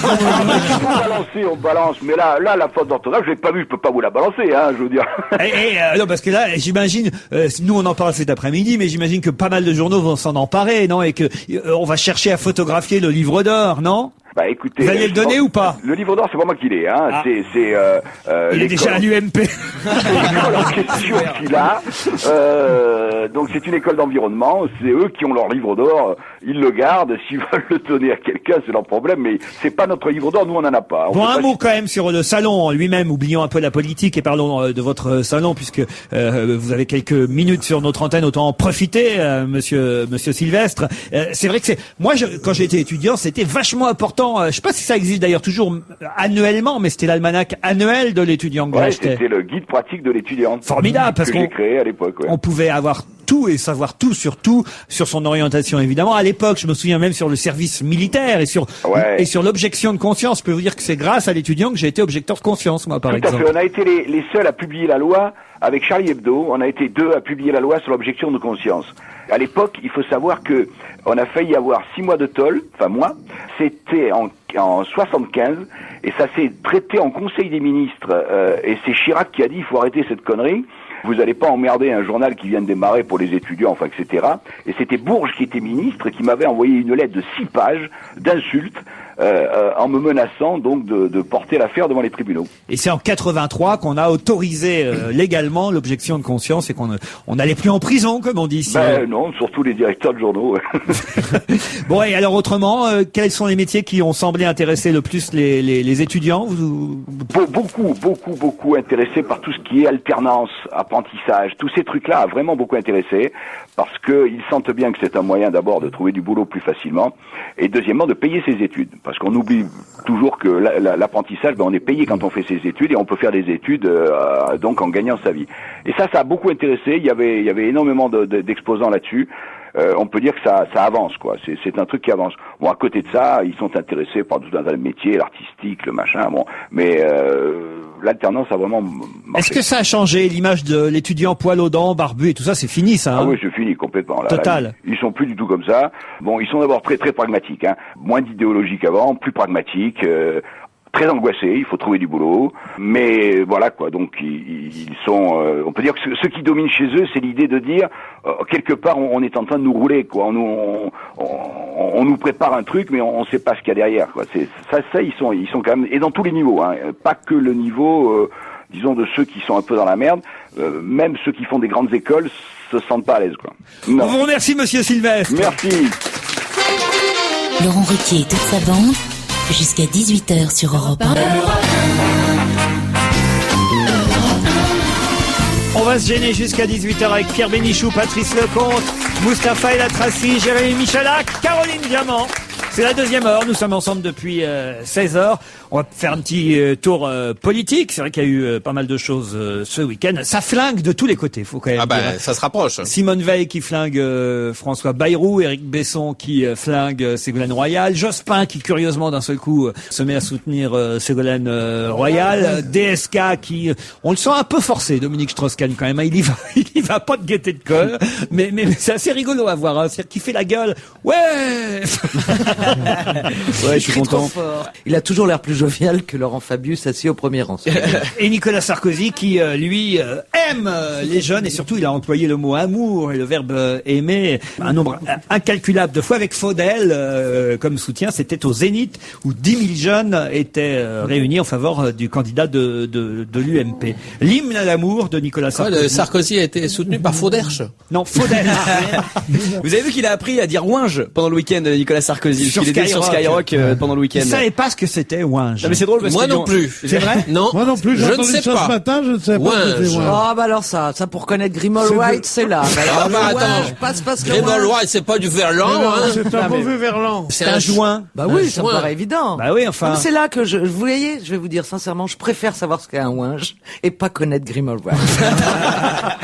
Ben, généralement, ça va ensemble. Quand on écoute du Grimald White, c'est qu'on a fumé, c'est qu'on a fumé du ouinge. Bon, c'était pas très grave qu'ils sachent pas ce que c'est qu'un ouinge. Non, c'est pas plus grave pour moi. Moi, j'en étais resté au tarpé, moi, mais ouinge, je connaissais pas. Il y a même une chanson d'NTM qui dit passe le ouinge. Ah, mais j'écoute pas ça tous les jours non plus. Hein. Bon, tu fais comme tu veux. Pierre, je suis surpris que vous ne sachiez pas non plus ce que c'était qu'un ouinge. J'ai jamais méfu, j'ai jamais... En tout cas, quand on regardait les images, il y avait une ferveur chez les jeunes qui regardaient Sarkozy, un peu comme, vous savez, dans un concert devant une star. Ils ont allumé des briquets. Non, Ils ont mais allumé des briquets. C'est extraordinaire. C'est extraordinaire. galvanisé. Elle emploie le mot ferveur, qui est un mot sacré. Et on dit un peu comme, et on croirait qu'elle va dire un peu comme dans une église, des gens qui regardent une image pieuse, un peu comme dans un concert, quelqu'un qui regarderait. Mais parce que un ce sont chanteur les de nouvelles rock. personnes Mais que la les jeunes ferveur, idolâtrent. La ferveur, c'est autre Excuse-moi. chose. La ferveur, c'est forcément religieux. Mais oui, la ferveur, c'est religieux. La ferveur du samedi soir, quand même, ça existe, Pierre, non? C'est Saturday Night Fervor, c'est bien un titre, ça. Je l'invente pas, quand même, ça existe. Bon, alors, 2 sondages contradictoires. Un sondage dans le Figaro qui donne Ségolène Royal largement à la baisse, Nicolas Sarkozy grimpant jusqu'à 31% au premier tour. En revanche, le JDD hier, mais le journal du dimanche tient à préciser que leur sondage est plus récent que celui du Figaro. C'est même la guerre entre les sondeurs en ce moment. Alors justement, vous, Caroline Diamant, vous avez dit, je vais faire mon propre sondage, puisqu'il y a trop de sondages qui se contredisent tous. Exactement. Autant en faire un soi-même. Exactement. Alors j'ai fait vraiment un vrai sondage. D'accord, comme ça doit se faire, avec un choix de panel, tout ça. Alors à la question, je fais des questions simples, à la question pour qui voteriez-vous au premier tour des élections présidentielles, j'ai eu 70% des sondés qui ont répondu Sarkozy, vous avez bien entendu, 20% des sondés ont répondu Bayrou et 10% Ségolène Royal. À la question quel est votre plat préféré, ça me semblait important, les sarkozystes ont répondu le bœuf carotte, les bayrouistes le steak de cheval et les royalistes la purée. Non, ne cherchez pas, il n'y a pas de lien du tout. Alors, à la question, pour qui Mais c'est voteriez-vous? sérieux, vous avez vraiment posé ces questions? J'ai posé ces questions. C'est votre sondage. Ah, exactement, voilà. mais c'est Je ne dis pas que les gens à qui j'ai téléphoné n'étaient pas un peu surpris, mais ils m'ont répondu. J'ai dit pose pas de questions, j'ai des questions à Pour poser. connaître 70% de sarkozystes, il faut vraiment vivre dans une drôle de merde. Hein. Eh ben, justement, tu vas voir. À la question pour qui voteriez-vous si votre candidat n'est pas qualifié au second tour? 100% de ceux qui ont voté Sarkozy voteraient pour Bayrou. Au deuxième tour. Au deuxième tour, s'il n'était pas. Alors, 100% de ceux qui ont voté Ségolène Royal au premier tour voteraient pour Sarkozy si elle n'était pas présente au second tour. Ah bon, et pas pour Bayrou? Non. Quant à ceux qui ont voté Bayrou au premier tour, 50% voteraient pour Sarkozy et 50% voteraient blanc. Alors, vous allez me dire, et voilà, d'ailleurs, il l'a dit, Pierre Bénichou l'a dit juste avant, ça fait beaucoup de votes pour Sarkozy, tout ça. Alors, les mauvaises langues iront même jusqu'à dire que, vu mon métier, je dois fréquenter que des gens bourrés d'oseille, donc c'est normal, ils votent à droite, donc c'est normal, ils sont pour Sarkozy. Eh ben, pas du tout. Voilà, je vais vous dire exactement, la première surprise, c'est que 70% des gens que j'ai sondés et qui ont été interrogés touchent un salaire inférieur ou égal à 1500 € par mois. Donc on peut pas parler de grande richesse. Et c'est eux qui même votent de Sarkozy. richesse. Exactement. Salaud de pauvre. 30% des personnes interrogées sont retraitées. Et non, je n'ai pas cédé à une vague de parisianisme aigu, j'ai interrogé des gens en province. Alors plusieurs professions sont représentées, coiffeurs, dirigeants de PME, salariés de PME, auteurs, etc. Moi, si on gagne moins de 1500 €, quand on est coiffeur, dirigeant de PME ou vedette de Non. musical, moi, J'ai dit que 70%, les 30% restants sont les dirigeants de PME. Voyons, écoutez le sondage. Enfin, il me semblait intéressant de croiser ces résultats avec d'autres paramètres. Alors, par exemple, à la question, est-ce que vous me trouvez jolie? 100% des sondés ont répondu oui. Ce qui tendrait à prouver que les gens qui votent ont du goût. Et oui, je sais, c'était un sondage par téléphone. Attendez, ça veut donc dire que... On croit plus au reste du sondage maintenant. À la question, Votre truc, c'est en train de nous dire que les aveugles ne votent pour Nicolas Sarkozy. Pas du tout. À la question, ça s'améliore. À la question, pensez-vous que je devrais faire un petit régime avant l'été? 90% des personnes interrogées ont répondu non. Et en fait, ils étaient 100%, mais j'ai changé le résultat pour pas que ça fasse truquer. À la question, et ça m'a fait beaucoup de peine, aimez-vous Gérard Miller? 100% des sondés ont répondu non. Vous avez dit que les gens qui votent ont du goût. Alors forcément, attendez, tout ça est logique. Vous Ça, pouvez c'est pas vrai. avoir des gens qui votent Sarkozy et qui aiment Gérard Miller. Ah, parce que vous croyez que j'ai vraiment posé la question sur Gérard Miller? C'est moi qui ai fait les 10 réponses. Enfin, j'ai posé la question, alors ça m'intéressait de voir par exemple ma fille, qui va avoir 12 ans, qui votera pour la première fois au présidentiel en 2017. Je voulais voir quelles sont les influences qu'ils ont de tout ce qui se dit à l'école. Et donc elle m'a dit En 2017, si elle a 12 ans. Oui, elle votera en 2017 puisqu'elle Il n'aura faudra que que t'attendes 17. encore un moment. Hein. Mais Alors, on peut elle- la prendre en viager peut-être. Non, alors elle m'a dit que si elle votait aujourd'hui, elle voterait pour Ségolène Royal au premier tour, et avec beaucoup de logique, pour Sarkozy au deuxième, si Ségolène n'est pas au second tour. Alors, à ce stade de révélation des résultats de ce sondage, comme vous l'avez compris, très important, d'une grande qualité, il y a une question que vous devriez vous poser. Quelle est la taille du panel? Eh bien, ce panel est constitué de 10 personnes. Ah, vous avez interrogé seulement 10 personnes? Mais oui. Bah, mais ça, alors c'est vrai oui. pas bien. Mais c'est ça qui est bien parce qu'on vous C'est pas représentatif. mais on vous abreuve de sondages à longueur de journée. À chaque fois qu'on en lit un, on a l'impression que la France a parlé. Quand le panel utilisé est de 1000 personnes et qu'un candidat atteint 20%, ça fait 200 personnes. 200 personnes et ça on l'oublie. Et nous, on a l'impression, bande de cons qu'on est quand on les lit, que la France entière a parlé. C'est pour ça que ça se trompe. Alors, s'il vous plaît, ne vous laissez pas influencer par les sondages. Choisissez un candidat, choisissez un programme. Et faire Et régime. n'oubliez pas que dans la vraie vie, on fait moins souvent l'amour que dans les sondages. On se retrouve après la pub. On va se gêner. On va se gêner. On va se gêner sur Europe 1. C'est avec Laurent Ruquier.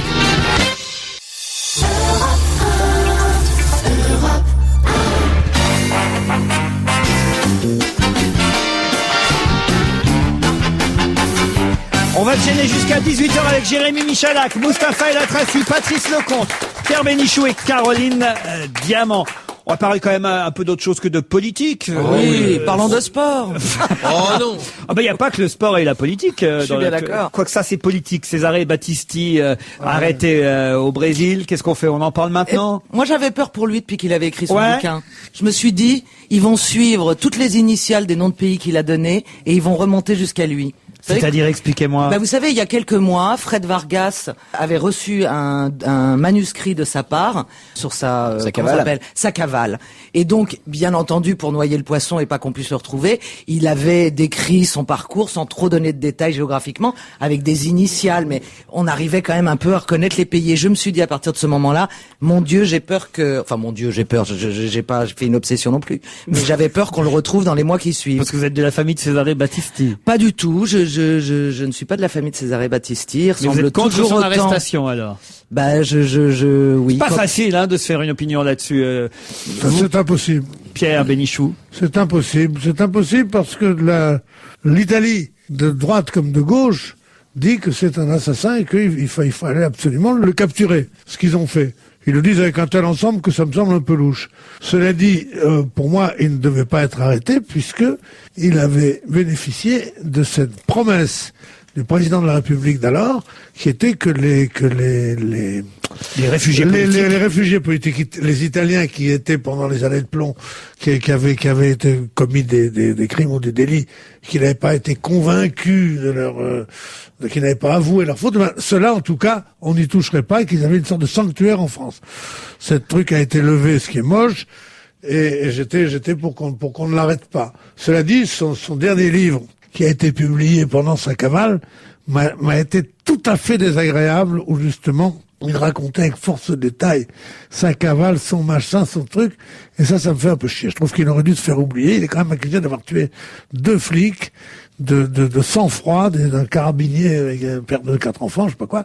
Bon, alors, je ne veux pas qu'on l'arrête, mais je trouve que il a trop la part belle dans un certain milieu. C'est un peu chiant ce que je raconte, mais si Miller était là, si tu as un peu besoin de sa vie, si Miller était là, on se marrerait plus. Ah oui, c'est très honteux, il le défendrait, lui, oui. Ah oui, cet homme qui porte les espoirs de toute une génération. Non, mais Patrice Lecomte. Si effectivement ce type est un assassin, effectivement il aurait mieux fait de se faire oublier, mais si on l'arrête, on va pas chialer non plus. Non, mais on pourrait peut-être demander. Mais toi, tu vas chialer, si tu veux. Moi, je parle pour moi, c'est-à-dire que je trouve ça assez... Le plus juste, ce serait de le rendre à l'Italie en demandant qu'il soit rejugé. Voilà. Parce que le problème de l'Italie, c'est qu'on peut pas rejuger quelqu'un qui a été jugé une première fois par contumace. Ça, ce serait le plus juste. Comme ça, voilà, ils se démerdent avec leurs histoires. Mais pas le refoutre pour à vie en prison. Un garçon de 7 ans, je vais quitter Battisti, ça a pas l'air de passionner tout le monde. Alors là, c'est quand même plus étonnant. Un garçon de 7 ans a été arrêté et jeté en prison dans l'État américain du Maryland. C'est dans l'Est des États-Unis, le Maryland. Et pourquoi ce garçon de 7 ans a été arrêté et jeté en prison? Parce qu'il a été surpris en train de circuler à moto sur un trottoir. Un policier a confisqué la moto de cross, c'était une moto de cross, dressé une contravention au gamin de 7 ans et l'a conduit en prison. En prison, comme toutes les personnes détenues, le petit garçon a dû se soumettre à une séance de photos d'identité judiciaire et à la prise des empreintes digitales. Sa mère n'a pas été autorisée à se rendre dans la prison. Mais heureusement, arrêté dans l'après-midi, il a été libéré dans la soirée. Bon, alors, en même temps, qu'est-ce que doit faire la police La chaise électrique, tout de suite. La chaise électrique. Oui, l'injection létale. Qu'est-ce que c'est que cette question? C'est ridicule, enfin. Le peloton d'exécution, tout de suite. C'est ridicule. Zéro tolérance. On appelle les parents, on espère que le père lui cachera mieux sa moto la prochaine fois et que la mère lui donnera une bonne gifle. J'ai pas Mais compris on le va délit. pas en prison un garçon de 7 ans. Bah, le délit, En France, on est en train de savoir si, en dessous de 18 ans, on est, comment dire, responsable pénalement ou pas, quand les types viennent avec des revolvers et des cocktails Molotov, et ça fait un truc. Mais à 7 ans, c'est grotesque, enfin, je veux dire. Enfin, on est sûr au moins qu'il recommencera pas. Hein. Ah, mais Il est traumatisé à vie. Ça m'étonne pas de l'auteur des WC sont fermés de l'intérieur. Quel rapport Quel rapport? Je te dis tout ce qui peut te faire mal. Voilà. Eh bien, ça ne m'atteint pas, car je suis comme Caroline Diamant, tu peux me dire ce que tu veux. Alors justement, Patrice s'est intéressé à un autre État américain. l'Ohio. Non pas le Maryland, mais l'Ohio cette fois. On en a parlé d'ailleurs en fin de semaine dernière. C'est l'hebdomadaire Le Point qui nous révélait que dans l'Ohio, on allait mettre des plaques fluorescentes vertes à ceux qui avaient déjà été condamnés pour pédophilie afin qu'on les reconnaisse. C'est ça. C'est-à-dire que leur plaque de voiture, il se serait marqué en gros pédophile à l'arrière, quoi. Non, et à l'avant aussi. Non, mais c'est surtout la couleur des plaques. C'est-à-dire qu'ils ont instauré ils veulent instaurer des plaques vert fluo pour les voitures des pédophiles. Et je me demande si les deux législateurs qui veulent mettre ça en place se rendent bien compte de la connerie immense de leur projet. D'abord parce qu'il faudrait qu'on me dise comment, si on met des plaques vert fluo aux voitures de pédophiles, il faudrait qu'on me dise comment on arrive à signaler les pédophiles qui prennent les transports en commun et ceux qui prennent les taxis, par exemple, ou tout simplement les pédophiles piétons, ça existe. Est-ce qu'un pédophile piéton serait moins dangereux qu'un pédophile automobiliste? C'est une vraie question. Et puis, est-ce que c'est pas avant tout aux parents d'éviter de coller quoi que ce soit sur leur voiture, par exemple? Est-ce que le A de jeune conducteur ne constitue pas une véritable incitation pour les pédophiles? Sans parler pour les plus pervers de l'autocollant bébé à bord. Oh, quelle horreur. Et puis, est-ce que le choix de la couleur vert fluo pour signaler un pédophile est un bon choix? Est-ce que les enfants ne vont pas en déduire hâtivement que tous les martiens sont pédophiles? Est-ce que les enfants ne vont pas avoir tendance à se méfier quand un éboueur leur proposera un bonbon?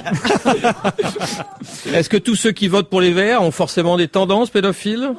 Et est-ce que les mères de famille vont arrêter de donner à manger à leurs enfants du maïs géant vert? Et enfin, est-ce que Yves Duteil devra désormais s'habiller en vert quand il chantera « Prendre un enfant par la main » Je croyais que le vert était la couleur de l'espérance. En fait, c'est toujours valable. Le vert fluo, c'est l'espérance de ne pas être victime d'un pédophile. Mais c'est véridique en tout cas cette histoire. Ah oui, de, c'est vrai, de bien plaque. sûr. Et alors, il racontait aussi donc dans Le Point que parfois la mention pédophile était aussi inscrite sur le permis de conduire des auteurs de délits sexuels. Oui, mais alors à ce moment-là, ça veut dire que si c'est sur le permis de conduire, les enfants qui vont prendre le bus qui les emmène à l'école, est-ce qu'ils doivent demander les papiers du conducteur pour savoir si c'est un pédophile? C'est vrai.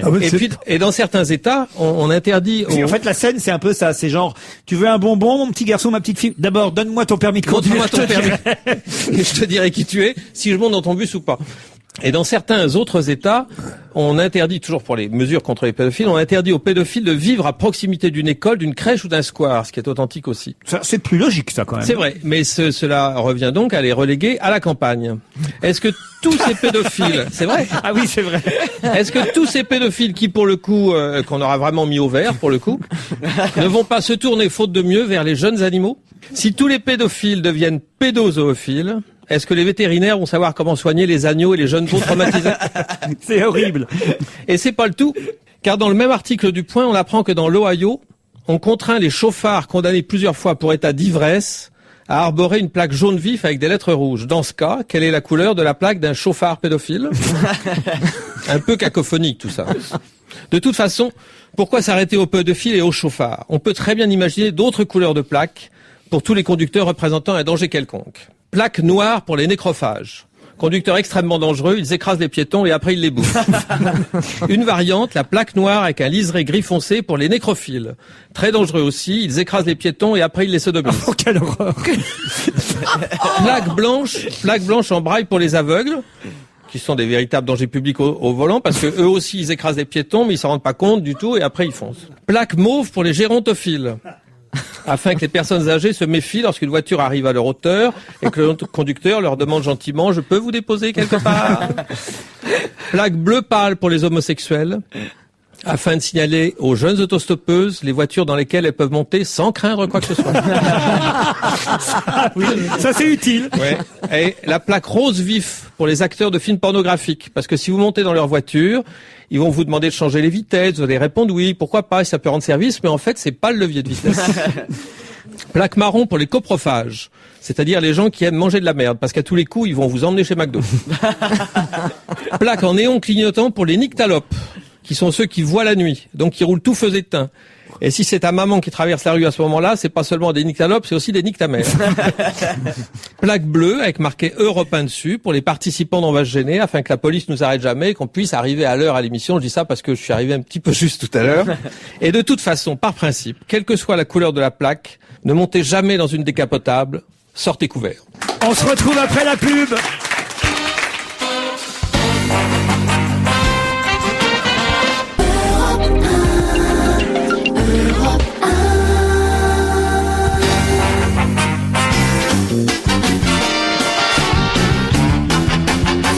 On va se Gêné avec Mustapha El Atrassi, Jérémy Michalak, Patrice Lecomte, Pierre Bénichou, Caroline Diamant et Serge Viado au téléphone. Bonjour Serge. Bonjour Laurent, bonjour à tous. Bonjour Serge. Du salon d'étudiants.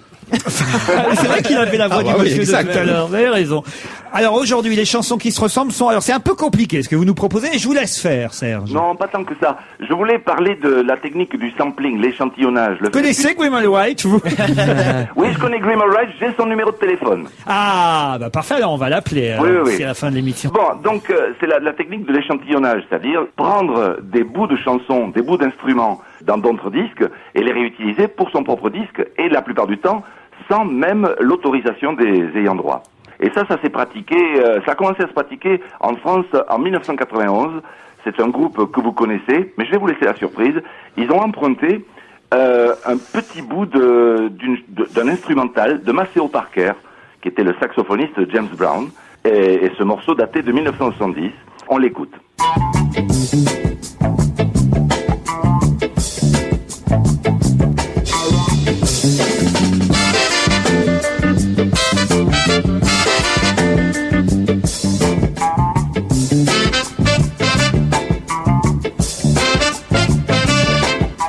Pour l'instant, ça me dit rien. Hein. Ça vous rappelle rien? Non. Autour de la table, oui, vous, oui. Si, oui. Ça Caroline, oui. Bah, ça vous rappelle quoi? Non, mais c'est très connu, ça. Oui, mais ça vous rappelle rien. Vous allez voir. On va Ah bah non.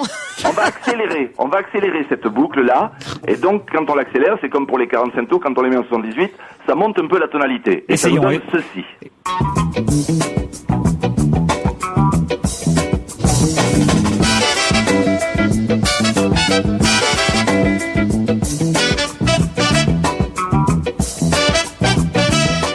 Bon, alors là, on reconnaît rien non plus, hein. Toujours rien. Non, même à accélérer. Peut-être encore un petit peu plus vite qu'on reconnaisse. Non, c'est pas un titre Non, d'Ayam. là, on reste dans cette tonalité-là. Vous allez l'entendre en fond d'un rap que vous connaissez tous, qui date de 91.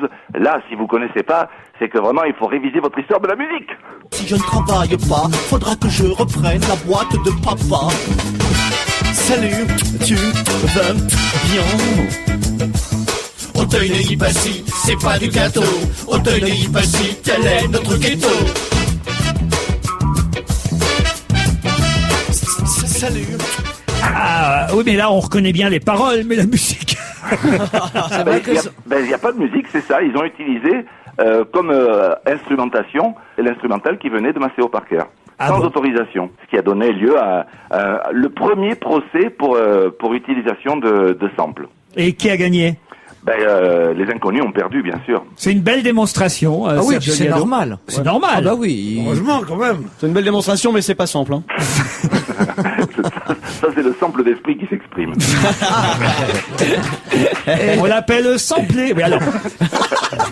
Il paraît que Météo France prévoit de la neige à 2 jours du printemps. Alors, ça vous a inspiré une chanson flash, Serge? Oh oui, c'est dingue. Je me trempais les pieds dans la Méditerranée hier matin, et aujourd'hui, j'apprends qu'il neige dans les Ardennes.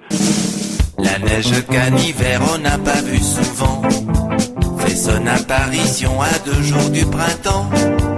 Il est urgent vu les changements climatiques de revoir nos dictons météorologiques. En janvier, fais ce qu'il te plaît. La chandeleur rime avec grosse chaleur. Au mois d'avril, la canicule tient à un fil.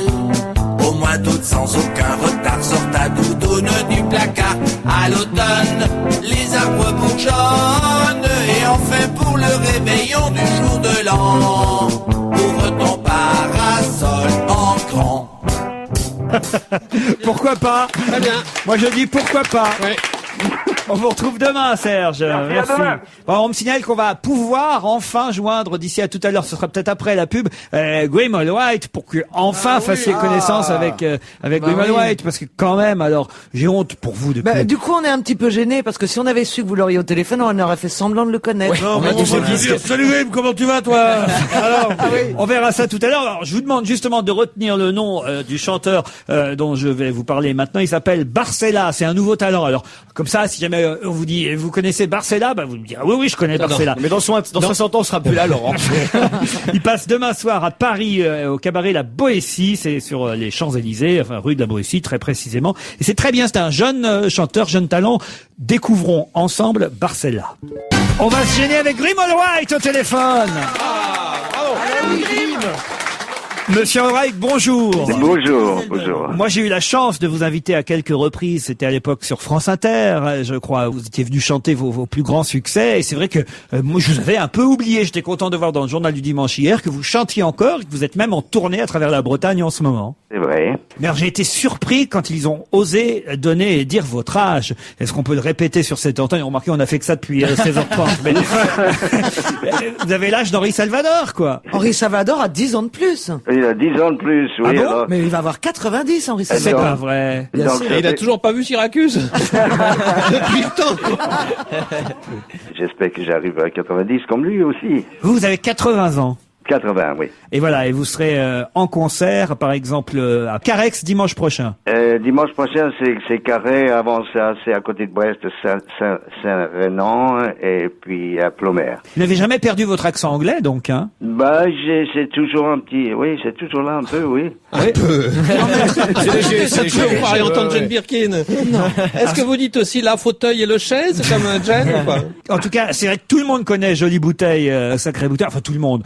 Autour de cette table, il y avait quelques ignaires et Pierre Bénichou, qui est ici. Ah, ouais, ouais. Vous le connaissez, Pierre Bénichou? Oui, oui. Parce que lui ne vous connaît pas. Voilà. C'est pas vrai. Si. Je vous connais très bien, je vous aime beaucoup. Ah, merci. Merci. Non, mais Pierre, ça manquait à votre culture musicale. Et moi, Je connaissais très bien la chanson, mais je ne me souvenais pas tout à fait du nom de notre ami, dont je suis ravi qu'il soit au téléphone avec nous maintenant. Voilà. Et nos retrouvailles, ça faisait comment cette chanson? Pourriez nous fredonner nos retrouvailles? Le temps est loin de nos 20 ans. Des coups de poing, des coups de sang. Mais qu'à cela ne tienne, c'est pas fini. On peut chanter quand le verre est bien rempli. Celle-là, on la connaît. L'article du JDD disait que vous aviez été un des premiers à traduire les succès de Bob Dylan et de Leonard Cohen. Avant Hugo Frey ou après Hugo Frey? Écoute, je ne sais pas trop bien, mais je crois que Bob Dylan, je crois qu'il y a que deux, trois chansons que j'ai fait de Bob Dylan. C'est surtout Leonard Cohen. Hein. Leonard Cohen. Ah oui, j'en ai fait beaucoup de. Alléluia, vous l'avez traduite comment? Alléluia, je l'ai pas encore enregistré, ça. Il paraît que vous faites chanter la Marseillaise à vos spectateurs, que vous distribuez un petit bout de papier avec votre version à vous de la Marseillaise, c'est vrai? Tout à fait, oui. Je tiens ce projet beaucoup à cœur. Et c'est quoi votre version? Eh ben, c'est The Marseillaise. Je vais vous la chanter, hein. Ah, parfait. Pour tous les enfants de la terre, chantant amour et liberté, contre toutes les haines et les guerres, l'étendard d'espoir élevé, l'étendard de justice et de paix, rassemblant nos forces, notre courage, pour vaincre la misère et la peur, que règne au fond de nos cœurs l'amitié, la joie et le partage, la flamme qui nous éclaire, traverse les frontières. Partons, partons, amis solidaires, marchons vers la lumière. Bravo, Grim Allwright. Voilà. Plus de violence dans les paroles de la Marseillaise. En fait, c'est ça le but. Que les paroles soient un peu moins sanguinaires et un peu moins violentes. Ben oui, plutôt un chant de paix qu'un chant de guerre. J'ai bien compris. Pour l'information et pour la culture de Pierre Bénichou, on va rappeler Grim Allwright que quand vous êtes arrivé en France dans les années 60, poussé par votre épouse Catherine Dasté, vous avez débuté à la Contrescarpe et que c'est Mouloudji qui a produit votre premier album, c'est vrai? Tout à fait. On vous souhaite en tout cas une bonne tournée. Manifestement, vous êtes en forme encore, Grim Allwright. Vous pouvez nous refaire la Marseillaise une dernière fois? Ah non. Oui, pourvu que ça dure, hein. Bon, on vous souhaite que ça dure. Merci, Grim Allwright. Merci à vous.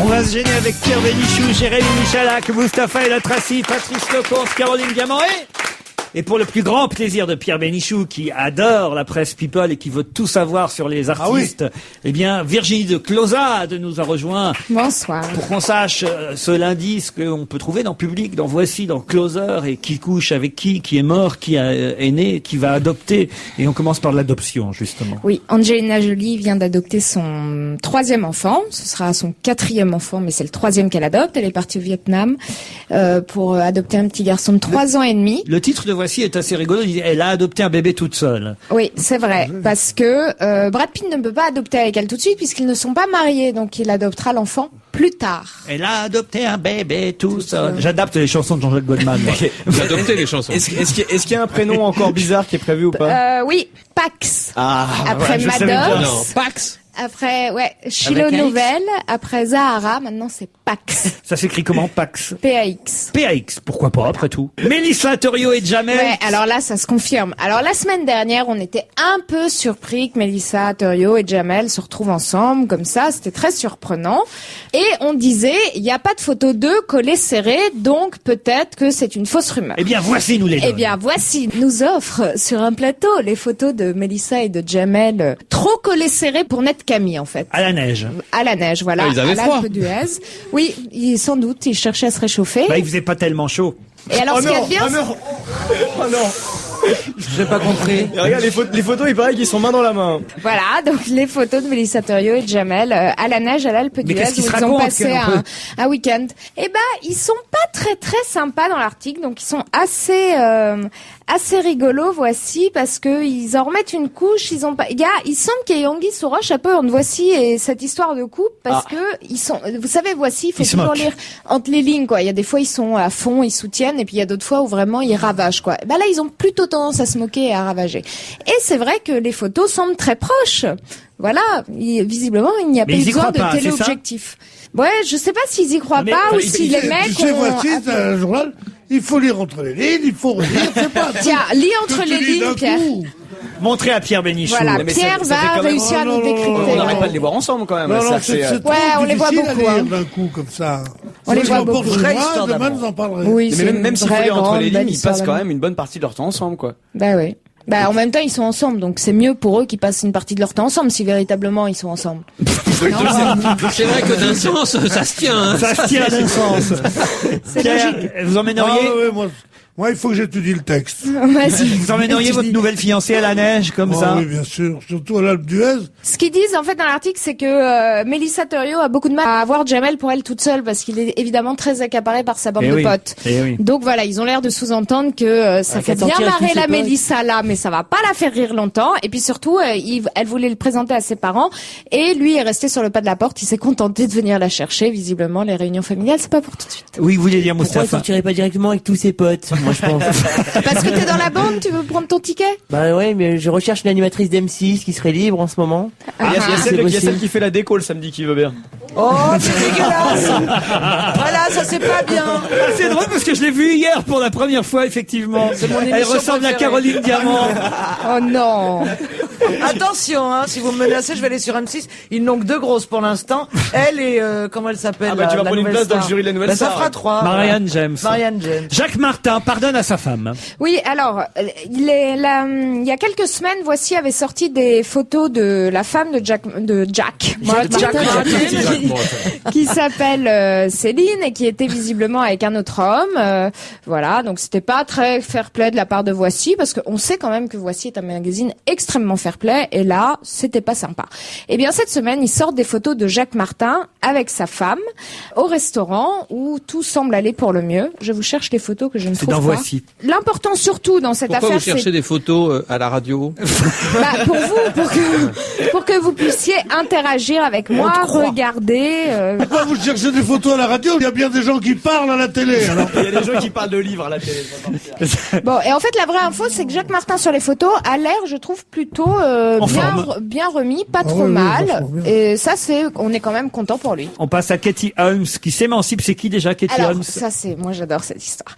Katie Holmes, c'est la nouvelle femme de Tom Cruise, donc qui est pas une actrice Non, quand on extraordinaire. parle de ce genre de journaux, on dit la nouvelle femme à Tom Cruise. Non, on peut parler correctement. C'est vrai, on dit bien la capsule Apollo. Bien sûr. Alors, donc Katie Holmes, que on a pu voir que dans Dawson, qui est quand même un peu une actrice de série B, a mis le grappin sur Tom Cruise, lui a fait un bébé qui est absolument magnifique, qui s'appelle Souris. Ah oui, c'est elle. Tout le monde s'inquiète pour Katie Holmes depuis plusieurs mois parce que Tom Cruise a tendance à un peu la séquestrer, un peu lui faire du bourrage de crâne, un peu la faire renier toutes ses convictions, sa carrière, etc. Bon, même si elle n'avait pas une carrière extraordinaire, quand même, c'est un peu difficile d'être avec Tom Cruise. Eh bien là, Katie dit non, dit j'en ai marre de toi. Elle s'émancipe et elle a décidé de partir 6 semaines en tournage en Louisiane en emmenant sa fille, ce qui est quand même un affront terrible pour Tom Cruise, malgré le fait que Tom Cruise lui ait dit non. Du coup, Tom Cruise officiellement va venir sur le tournage avec elle pour lui donner des conseils, officieusement pour la surveiller. Il a déjà prévenu les producteurs du film en question. Et la meilleure nouvelle, c'est que quand elle rentrera de ces 6 semaines de tournage, 12 personnes habiteront dans sa propriété pour la surveiller, qui sont les sœurs de Tom Cruise, les enfants des sœurs de Tom Cruise et plein de membres de l'église de Scientologie pour aider Cathy à se ressaisir et à rester à la maison et faire des enfants parce que ça suffit cette émancipation. Je vois pas pourquoi il veut qu'elle reste à la maison si elle est Scientologie.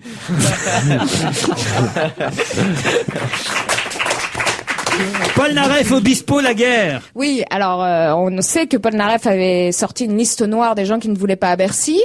Il y avait Obispo dedans, on se demandait pourquoi. Eh bien, Obispo, cette semaine, avec l'humilité qu'on lui connaît, s'explique en disant qu'il ne comprend vraiment pas pourquoi Paul Naref ne veut pas l'inviter à Bercy, sachant que c'est quand même grâce à lui que plein de gens étaient le voir à Bercy, puisque les gens ne connaissaient pas les chansons de Paul Naref, et c'est grâce à ces reprises que Paul Naref est redevenu à la mode. Oh, et donc c'est honteux de dire ça quand même. Et donc il se demande pourquoi il n'était pas invité. Donc je laisse à l'appréciation de Pascal de digérer un peu son discours et d'analyser. Ben, en fait, vous savez, la vraie réponse à ça, moi je l'ai, vous pouvez aller plus loin que ça, c'est dans JDD hier, c'est Gilbert Coulier, l'agent de Michel Polnareff, qui explique pourquoi Michel Polnareff en veut à Pascal Obispo. Je vais vous dire, de semaine en semaine, je change de camp. C'est-à-dire, dans un premier temps, j'étais plutôt comme pour les élections. Pour Polnareff, parce que je me disais, c'est vrai que Obispo, il en fait un peu beaucoup, il lui pique beaucoup ses voix, sa chanson, patati patata. Après, je me suis dit, bon, Polnareff revient, c'est vrai que il pourrait faire un geste avec Obispo, l'inviter, faire 2-3 photos ensemble. L'autre a quand même fait une tournée totale avec les chansons de Polnareff et il était fan d'eux. Bon. Et je trouve, effectivement, Polnareff un peu aigri et pas sympathique vis-à-vis d'Obispo. Mon cœur repenche vers Obispo. Oui, je vous jure. Ah, je suis comme ça, moi. Et puis, effectivement, je lis que Obispo est blacklisté, tout ça, je continue à être plutôt pro Obispo. Et là, qu'est-ce que je vois dans le journal hier JDD? Qu'est-ce que je vois? Qu'est-ce que vous voyez? Non, mais dites-le nous. Je laisse un suspense. On n'en peut plus. Vous voyez Gilbert Coulier? Non, je vois un article où Gilbert Coulier dit et explique que ce que Pascal Obispo ne raconte pas, c'est que pendant qu'il était en tournée avec les chansons de Polnareff, Pascal Obispo aurait demandé, je mets tout ça avec du conditionnel, c'est ce que j'ai lu dans le journal hier, Pascal Obispo aurait demandé à Michel Polnareff de récupérer un pourcentage sur les droits des chansons parce qu'il estimait qu'il faisait de la publicité à Michel Polnareff pendant sa tournée Fan 2. Non. Et qu'effectivement Polnareff lui a dit, mais enfin vous foutez de ma gueule, et voilà d'où serait née la polémique. Si ça est vrai, mon cœur repenche du côté de Polnareff. Tu crois que l'argent les intéresse, ces gens-là? Parce qu'il faut dire qu'il faudrait être gonflé pour reprendre les chansons de Polnareff et en plus demander à Polnareff un pourcentage. Sous prétexte qu'il faisait de la pub pour Polnareff, il lui a demandé de l'oseille en plus. Oui, mais il a rien demandé. Mais si, parce que c'est ce qui passe, c'est que quand les chansons, celui qui touche les droits sur les musiques, les droits d'auteur, c'est l'auteur-compositeur, donc c'est Michel Polnareff. Donc Obispo a dû estimer que pendant toute l'année où il chantait les chansons de Polnareff, il rapportait de l'argent à Polnareff et il voulait récupérer un peu là-dessus. Bien sûr, il dit, pendant que moi je chante et je me décarcasse, toi tu restes au bistrot. Alors, mais c'est vrai. Alors, il voulait un peu d'argent. Moi je sais pas, je suis comme toi. Je passe d'un camp à l'autre, je me réveille en sueur dans la nuit en disant est-ce que c'est Pascal qui a raison ou est-ce que c'est Paul? Polnareff, non, c'est vrai que je suis. Est-ce que c'est non mais franchement, c'est intéressant. Cela dit, oui, c'est une info étonnante quand même. Oui, je voudrais juste rappeler à ceux qui l'oublient que Obispo, que l'on aime ou que l'on n'aime pas, c'est autre chose, avait un énorme succès discographique avant de s'attaquer au. Bien sûr. Voilà. Comme artiste, non, il avait. Non, mais ce que je veux dire, c'est qu'il y en a qui l'accusent tout à coup de s'être fait sa notoriété sur le. Pas du tout. Non, pas on lui a, non, il a juste la méninite aiguë. Non, pas jusque-là, mais Pascal, quand même, il y a des fois, il lance un peu loin le bouchon. Non, c'est vrai. Avec la femme de Tom Cruise et tout ça, ils sont allés faire la scientologie et tout. Mais il faut faire tout ce monde-là en prison. Et Johnny, alors il paraît que c'est fini, la Suisse. Avec sa femme? Non. La Suisse, la Belgique, vous avez vu ça ce matin? Bah oui, il va rester français. Personne n'en veut, sauf nous. Il fait construire à Saint-Barth. On n'en veut pas en Suisse et on n'en veut pas en Belgique, c'est ça? Ouais, c'est ça. Comment est-ce que c'est possible? Ben c'est non, pas qu'on n'en veut pas en Suisse, c'est que lui il s'emmerde en Suisse, alors voilà. Comme Sardou. C'est ça qui est drôle. Attention, Johnny, attention, tu ressembles à Michel. Mais oui, non, mais c'est vrai, c'est terrible. Je comprends pas la Suisse. Un pays qui accepte des types comme Voltaire. Ils les prennent chez eux, tout ça. Et Johnny Hallyday, il leur refuse. Mais ils sont quand même mamouches, ces gens-là, non? Allez, c'est tout pour aujourd'hui. Bah oui, c'est tout. Attends, y a rien sur le Grammel Right. Allez, on se retrouve demain entre 16h et 18h.